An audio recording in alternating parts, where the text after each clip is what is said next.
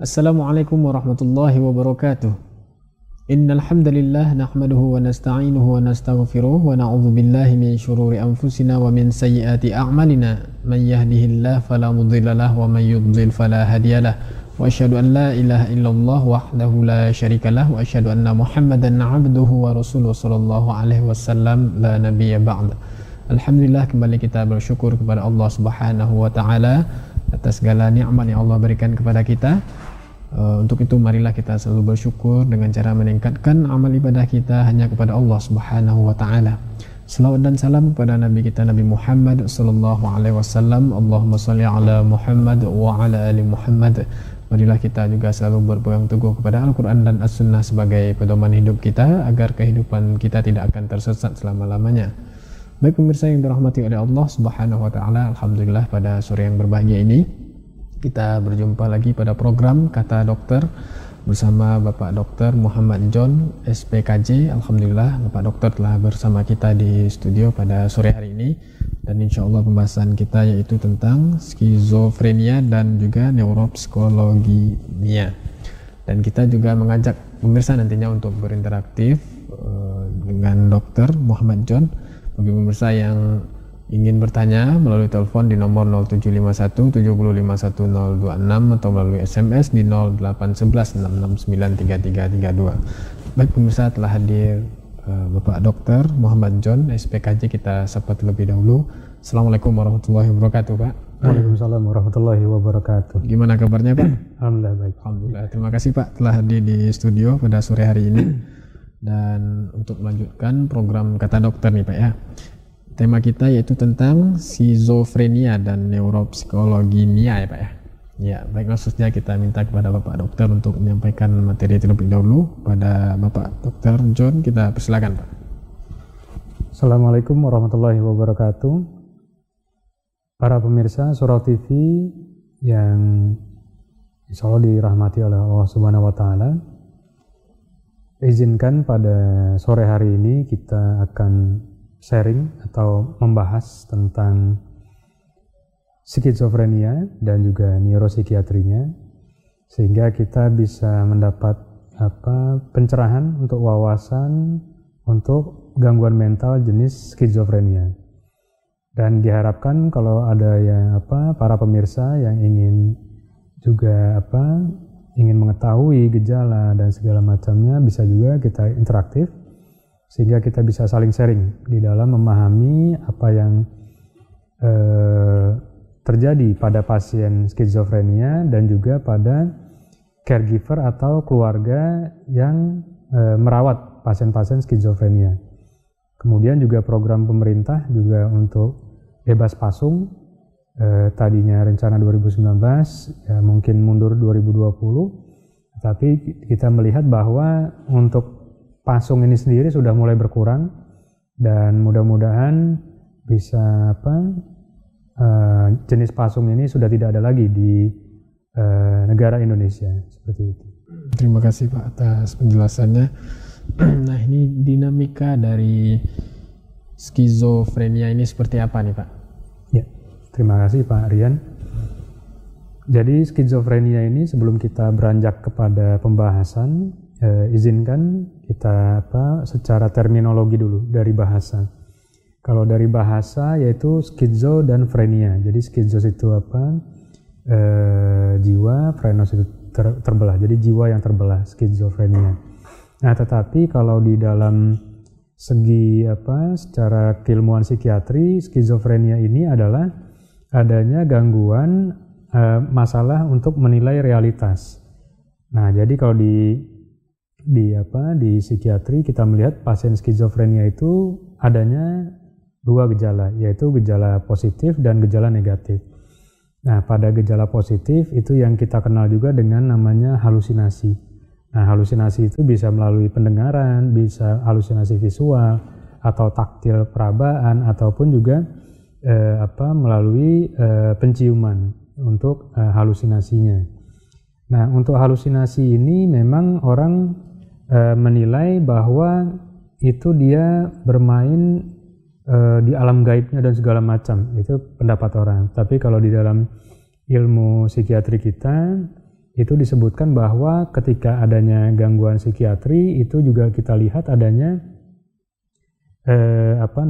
gangguan juga di otak, sehingga pada pasien skizofrenia mengalami halusinasi itu tersangkanya di otak adalah pada neurotransmitter dopamin.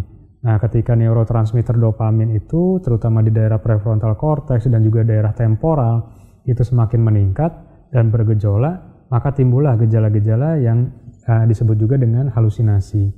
Nah, halusinasi itu kalau pada orang skizofrenia adalah dia melihat sesuatu atau mendengar sesuatu atau merasakan sesuatu yang orang lain tidak bisa melihatnya dan tidak bisa mendengarnya ataupun tidak bisa merasakannya, tetapi hanya orang tersebut. Sehingga halusinasi itu ibaratnya memang tidak ada rangsangan dari objek panca indera. Nah, bedanya dengan ilusi, kalau ilusi itu ada indera ditangkap oleh indera tapi dipersepsikan secara berbeda. Misalnya orang melihat pohon tetapi dia melihatnya itu sebagai tiang listrik. Nah, itu ilusi. Tapi kalau pada skizofrenia ini adanya gangguan persepsi sehingga tidak ada rangsangan tetapi dia mempersepsikan bahwa adanya suatu benda ataupun suatu pendengaran. Itu pada gejala positifnya, pada gejala orang skizofrenia. Kemudian juga timbul adanya waham. Kalau waham ini adalah suatu keyakinan yang salah, yang dia yakini dan tidak bisa dipatahkan dan bersifat egosentris. Nah, jadi ibaratnya dan juga tidak berhubungan dengan budaya dan ilmu pengetahuan yang berlandaskan yang dia miliki sejak kecil. Nah, waham ini adalah suatu gejala untuk gangguan daripada termasuk untuk gejala positif. Jadi dia waham kejar. Waham kejar itu dia merasa seperti dikejar-kejar. Kalau di luar negeri itu di beberapa literatur dia merasa diintai oleh agen rahasia. Misalnya Amerika Serikat ada FBI, di mana ada dia merasa dikejar-kejar oleh agen rahasia. Nah, kalau di Indonesia biasanya dikejar-kejar ya entah merasa diikuti preman dan segala macam. Beda cerita untuk tiap daerah. Kemudian ada juga waham curiga. Jadi curiga, dia keluar rumah curiga. Wah, tetangganya jangan-jangan. Yang ini jangan-jangan. Sehingga dia menimbulkan persepsi sendiri, berpikir sendiri, dan itu akan menjadi waham suatu keyakinan, padahal itu tidak terbukti. Nah, kemudian juga adanya pada gejala orang skizofrenia, yaitu pada timbulnya disorganized pada pikiran. Sehingga nanti kalau dia berkomunikasi dalam pikirannya dan juga apa yang dia ucapkan dengan realitasnya itu berbeda. Sehingga nanti ketika orang mau berkomunikasi dengan dia tidak yang diajak bicara itu menjadi tidak paham apa yang diucapkan oleh orang tersebut. Itu pada gejala positifnya. Untuk gejala negatifnya yaitu adanya beberapa gejala. Salah satunya adalah menarik diri. Jadi kalau orang yang skizofrenia, dia cenderung akan menarik diri untuk timbul gejala negatifnya. Nah, gejala negatif itu dia menarik diri, malas keluar rumah, malas mandi, malas beraktivitas, kemudian makan juga malas. Dan juga bisa juga sampai dia adanya timbul keinginan-keinginan untuk mengakhiri kehidupan karena gejala negatifnya terlalu mewarnai. Nah, di sini kita melihat bahwa orang-orang skizofrenia dia sedang bertempur dengan pikirannya dan perasaannya, sehingga ketika dia sedang bertempur tetapi orang lain memahaminya salah dengan mengatakan wah ini orang gila, entah kalau di jalan ketemu ada anak kecil entah dipermalukan, entah diolok-olok dan segala macam, itu menjadi stresor dia. Jadi beberapa kasus ketika pasien dirawat, misalnya di rumah sakit jiwa, dia sangat happy, sangat senang sekali, makannya banyak, banyak bercerita, wajahnya juga segar seperti itu. Kemudian ketika dipulangkan kepada keluarganya, tiba-tiba dia balik lagi ke rumah sakit jiwa dalam waktu seminggu. Ternyata ketika ditanya, wah orang rumahnya nggak respon, kemudian keluarganya tidak dapat penghargaan seperti di rumah sakit jiwa, kemudian juga lingkungan. Jadi stigma negatif ini yang akan menimbulkan pasien itu menjadi relapse atau kambuh. Nah, di sini peran daripada keluarga perlu kita perkuat. Jadi jangan sampai sudah enak di rumah sakit dirawat, sudah banyak perubahan, ketika pulang timbul gaduhnya. Nah, ketika timbul gaduh, kambuh, balik lagi, dirawat, nah, seperti lingkaran setan. Nah, ketika itu terjadi, maka kita harus memutus.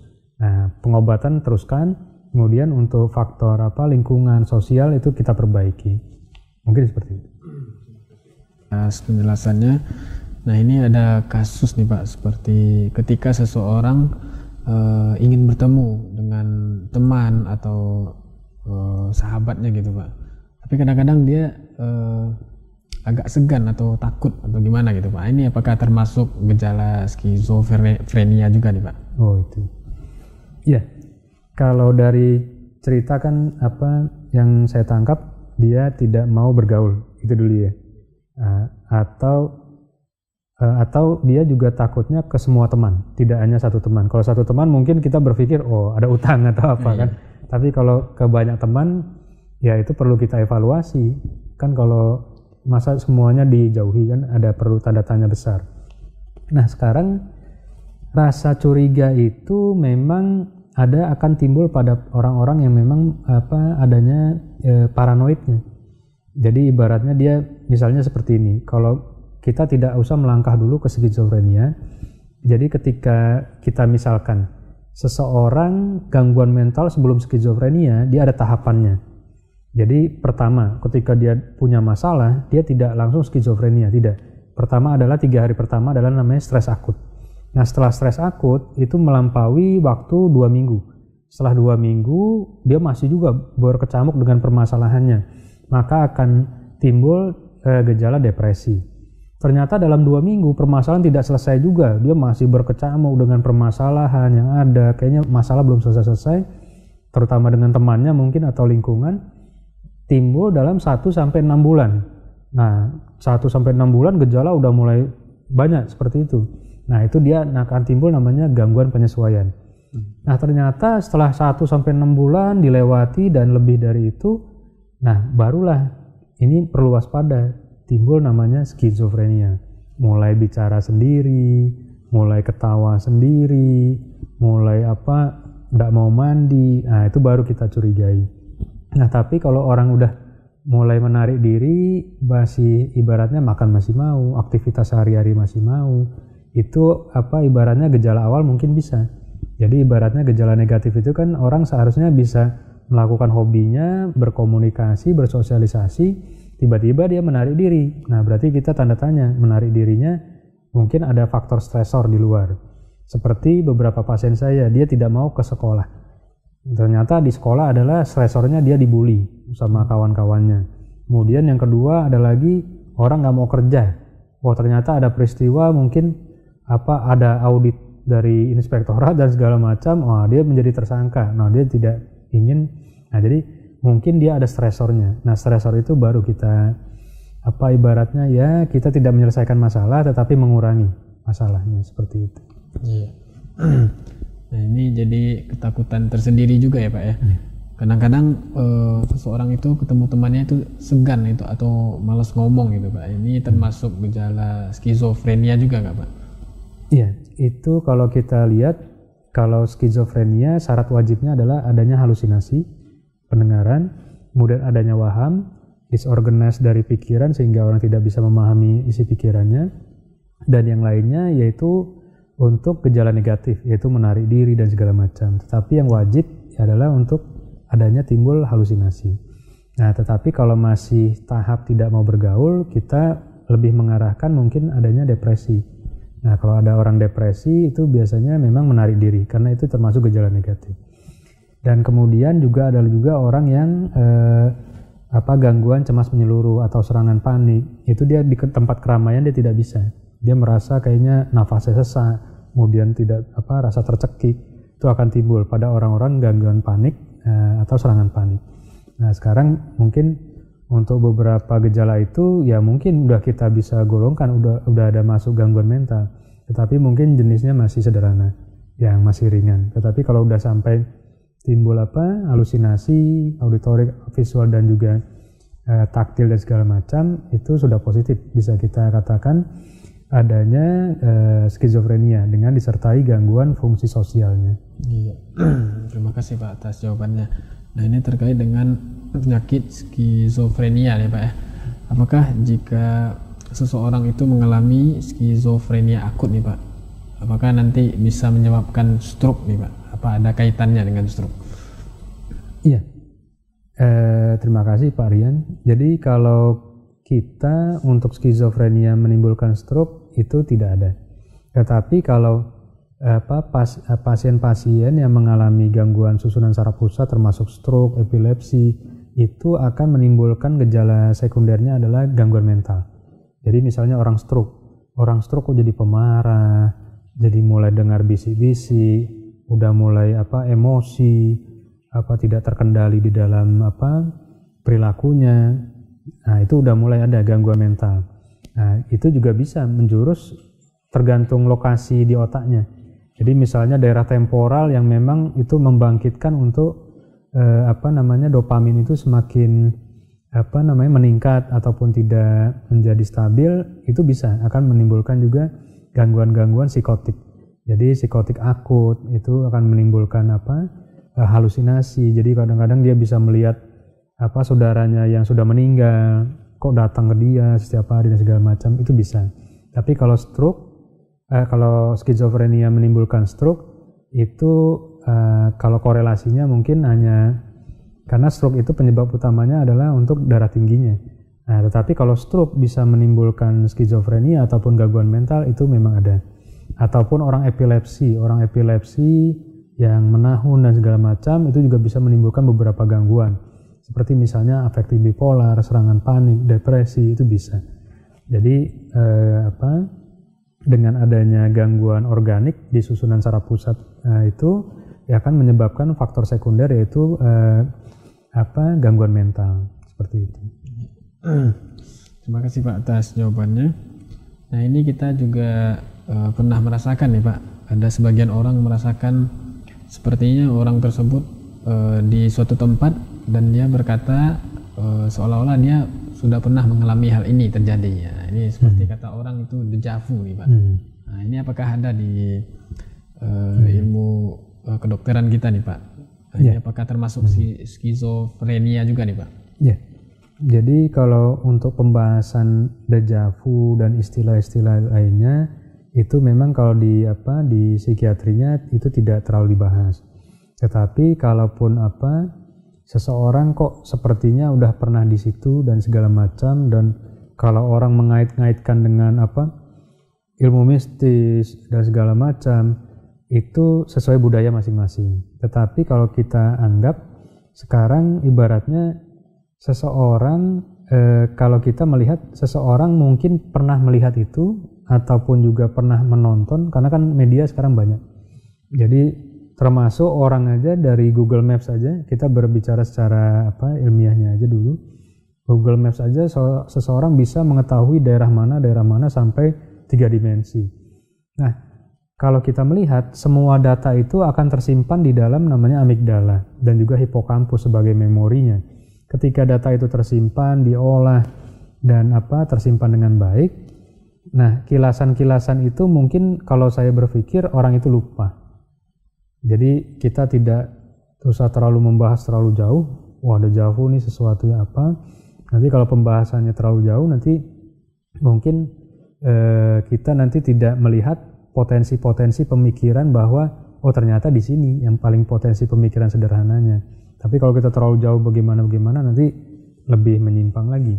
Nah, sekarang fenomena-fenomena kita merasa pernah itu mungkin kalau zaman sekarang kan modern, namanya kita nonton TV aja bisa berapa jam, itu kan informasi masuk banyak.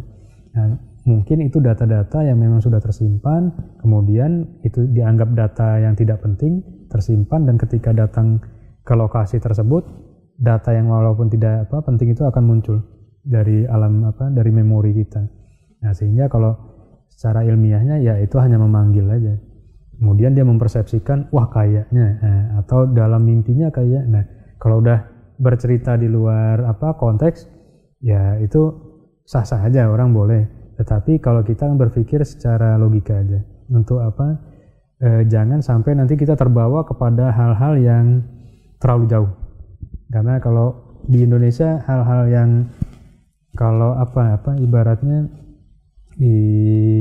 ibaratkan semuanya bisa dibahas kalau di Indonesia. Nah, tetapi kita yang sederhana aja, mungkin jangan-jangan saya pernah nonton di YouTube atau di TV, kemudian muncul dan tempat itu seperti itu. Seperti itu. Kalau di psikiatri kita berpikir sederhana.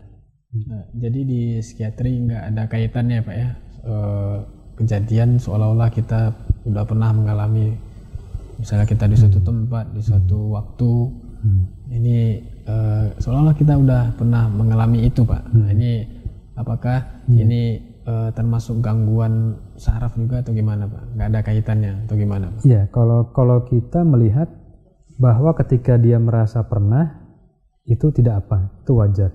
Tetapi kalau ketika merasa pernah dan dibumbu-bumbui dengan suatu cerita dan akan menimbulkan suatu waham, atau dia merasa, kadang-kadang kalau sudah muncul seperti itu, orang-orang yang misalnya dia ada gangguan, dia merasa wah nanti jangan-jangan saya punya kehebatan, saya punya kesaktian. Kalau udah mengarah ke situ baru itu adanya gangguan.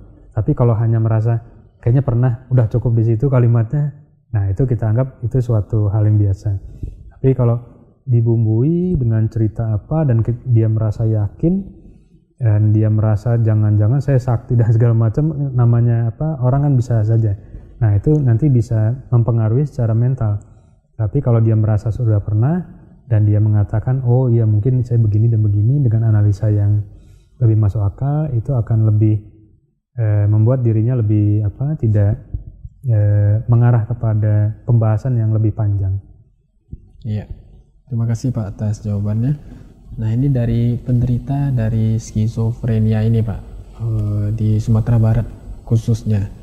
Ini jumlah pasiennya termasuk banyakkah atau gimana Pak?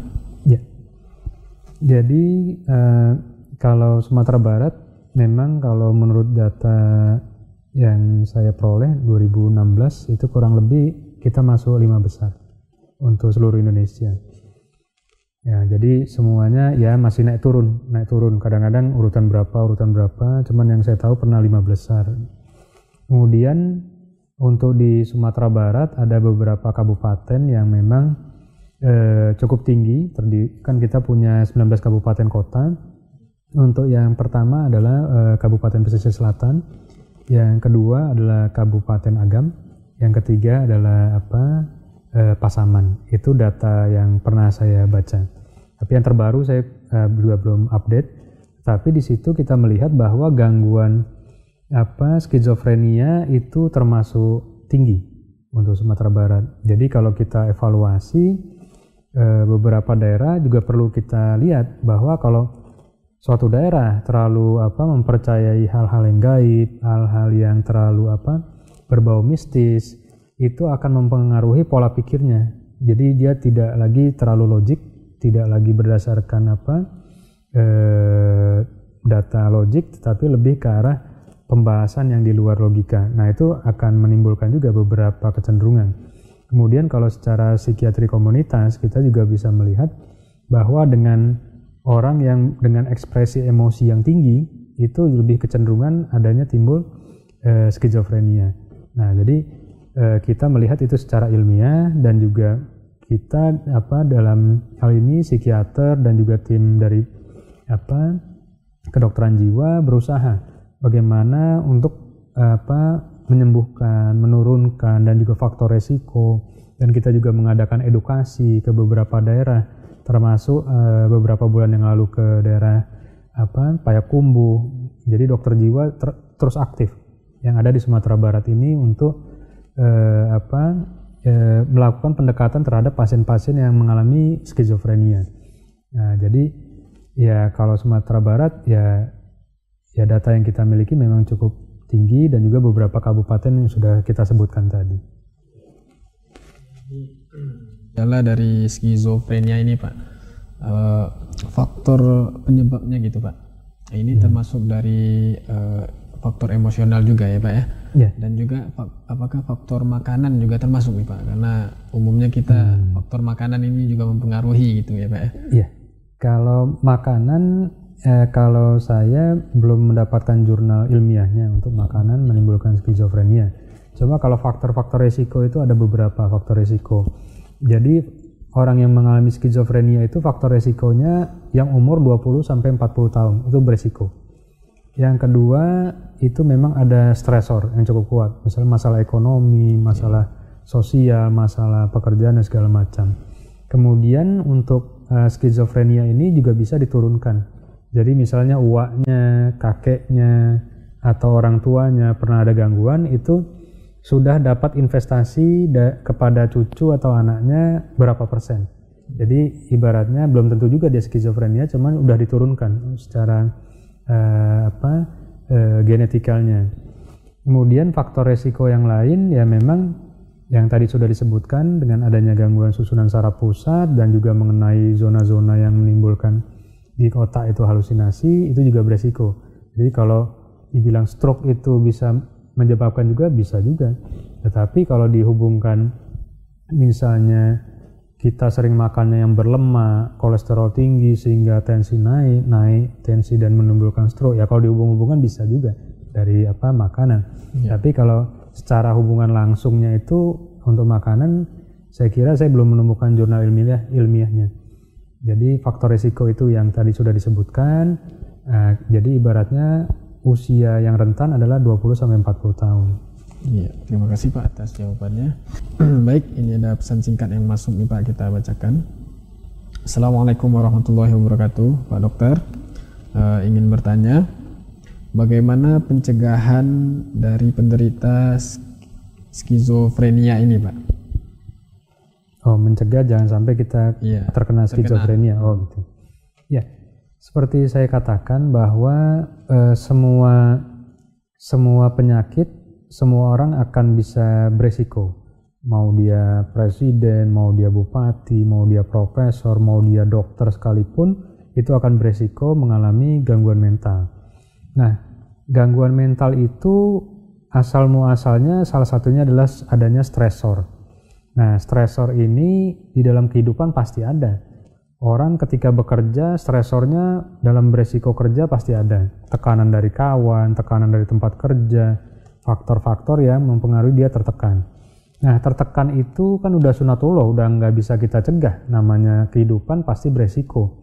Nah, ketika itu berarti yang kita bentengi adalah coping mechanism atau defense mechanism. Jadi pada episode sebelum-sebelumnya saya pernah membahas bahwa yang dengan judul menjadikan agama sebagai coping mechanism. Nah, di dalam siaran itu saya menceritakan bahwa orang perkuat agamanya. Jadi agama sebagai benteng, ketika dia menjadi benteng, walaupun masalah itu kanan, kiri, atas, bawah itu selalu ada, tetapi dia masih bisa mengatasinya. Termasuk di siaran sebelumnya diajarkan juga sholat tahajud. Udah beberapa penelitian termasuk di Turki dan juga di beberapa negara itu disebutkan bahwa dengan sholat tahajud akan meningkatkan hormon kebahagiaan, endorfin, dan juga akan mengurangi kortisol untuk hormon stres, sehingga pada pagi hari walaupun masalah banyak kayaknya hati lapang-lapang aja seperti itu. Nah, kemudian selain faktor agama kita perkuat, kita juga faktor namanya ibaratnya defense mechanism-nya adalah kita bersifat adaptif. Ketika adaptif, jadi kadang-kadang memang lingkungan ini kan selalu berubah. Pagi, siang, malam ini sangat dinamikanya sangat berubah. Nah, kita ibaratnya kalau orang Minang itu kan pandai-pandai kita di dalam kehidupan sehingga kita tidak terjebak menjadi korban dari kehidupan. Nah, jadi itu beberapa faktor. Kalau mau tambah lagi boleh, yaitu dengan melakukan olahraga. Nah, ketika melakukan olahraga di situ keluar juga hormon endorfin sehingga kortisol menurun dan juga meningkatkan serotonin. Nah, itu juga akan stres dan depresi bisa dicegah. Sehingga dengan olahraga itu akan meningkatkan daya tahan tubuh dan juga fungsi mental kita semakin meningkat. Jadi sangat betul bahwa mencegah adalah lebih baik daripada mengobati. Dari sekarang kita mulai waspada. Wah, kita udah mulai jarang tidur, kemudian mulai emosi, mudah marah, mudah curiga. Kita langsung introspeksi diri. Jangan-jangan jadi kita mulai evaluasi, kemudian kita mulai mensiasati bagaimana. Jangan sampai kita berlanjut kepada gangguan-gangguan mental yang lebih berat seperti itu. Baik pemirsa yang dirahmati oleh Allah Subhanahu wa taala, karena waktu juga yang membatasi, sebelum kita tutup, kita minta kesimpulan dari dialog kita pada program Kata Dokter ini dengan tema skizofrenia dan juga neuropsikiatri. Pada Bapak Dokter kita persilakan, Pak. Ya. Para pemirsa Surau TV yang insya Allah dirahmati oleh Allah Subhanahu wa taala, bahwa skizofrenia adalah suatu tantangan yang merupakan tanggung jawab kita bersama. Tidak hanya pemerintah, tidak hanya kepada tim medis untuk psikiatri, tetapi juga kepada keluarga. Jadi peran keluarga adalah penting. Jadi ketika dia terisolasi dari lingkungannya, tetapi keluarga tetap mendukung, memberikan harapan-harapan, dan selalu memberikan ibaratnya namanya stroke positif atau belayan positif kepada para penderita gangguan mental terutama skizofrenia. Kemudian juga kita berusaha juga memberikan keterampilan-keterampilan sehingga dia harga dirinya tumbuh. Ketika harga dirinya tumbuh, kemudian dia bisa menghasilkan suatu produksi, itu pasien-pasien skizofrenia itu akan mulai mengalami namanya perbaikan yang cukup signifikan. Tetapi ketika dia berobat, kemudian dia teratur berobat tetapi lingkungan tidak mendukung, keluarganya lebih mencela daripada menimbulkan stigma positif, maka akan timbul namanya ibaratnya obat itu akan menjadi sia-sia. Nah, jadi ibaratnya kita mengobati faktor biologisnya, faktor psikologisnya, kemudian juga faktor sosial. Ketika ketiga itu bergabung untuk melakukan pendekatan kepada penderita gangguan skizofrenia ini, insya Allah harapan-harapan itu untuk sembuh, kemudian dia bisa berkarya, bisa bekerja lagi, itu akan semakin jadi kenyataan. Dan disinilah peran daripada keluarga sebagai inti daripada pencegahan relapse atau kekambuhan daripada pasien-pasien yang mengalami gangguan mental skizofrenia. Terima kasih Pak atas kesimpulan dari dialog kita pada program Kata Dokter dengan tema skizofrenia dan juga neuropsikiatri. Terima kasih kita ucapkan kepada Bapak Dr. Muhammad John, SPKJ yang telah hadir di studio untuk menyampaikan ilmu yang insya Allah bermanfaat bagi kita. Terima kasih juga kepada pemirsa yang telah aktif berpartisipasi berinteraktif bersama kita di studio. Terima kasih kepada kru yang bertugas pada sore hari ini. Kita tutup dengan doa kafaratul majlis. Subhanakallahumma wa bihamdika asyhadu an la ilaha illa anta astaghfiruka wa atubu ilaik. Assalamualaikum warahmatullahi wabarakatuh.